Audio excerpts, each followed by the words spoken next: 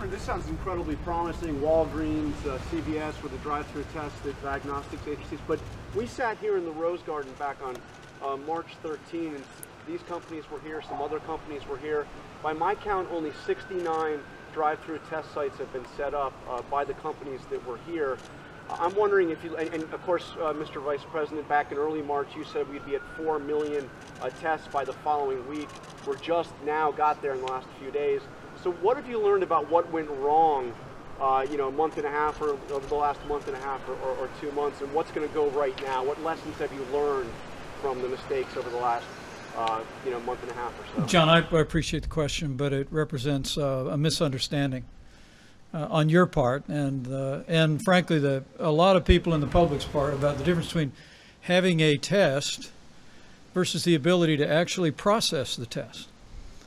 I mean, the truth was, when the president tapped me to lead the White House Coronavirus Task Force 2 months ago, we saw the production of lots of test kits going into the marketplace.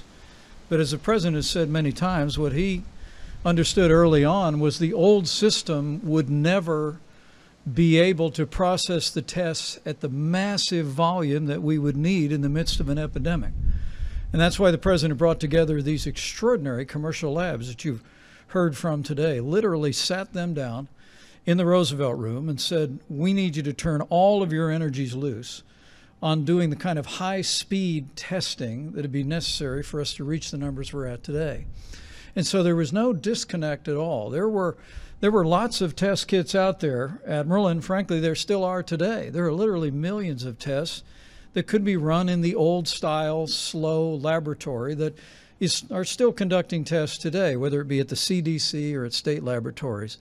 But what the president brought about with this public-private partnership has brought us to the point where we've done 5.4 million tests to date, and literally you just heard that by next month we could be doing as many as 2 million tests a week all across the country to give the American people confidence that we can reopen and get our economy moving again.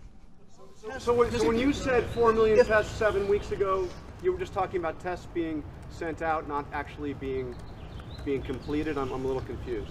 John, I think precisely correct that in my first week on this job, we were informed that HHS, I believe IDT was the vendor, Admiral Giroir, that had distributed 1 million, was distributing another 4 million, and we believe they did. But again, those were tests that, frankly, but for the president's leadership, we'd still be waiting on those tests to be done in many cases, because they were tests that were designed to be run in the old laboratory model.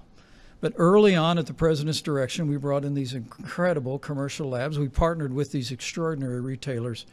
And now we stand here today, literally one day last week, more than 200,000 tests in a single day. About the time that we were making those comments, we'd done less than 25,000 tests in the entire country. But we've met this moment with American ingenuity, with the incredible companies that are represented here, and we couldn't be more proud. I think it's very important to know, and this you can get from any other country, I think, if they're being honest. Not only do we have the most testing in the world by far, but we have by far the best testing. OAN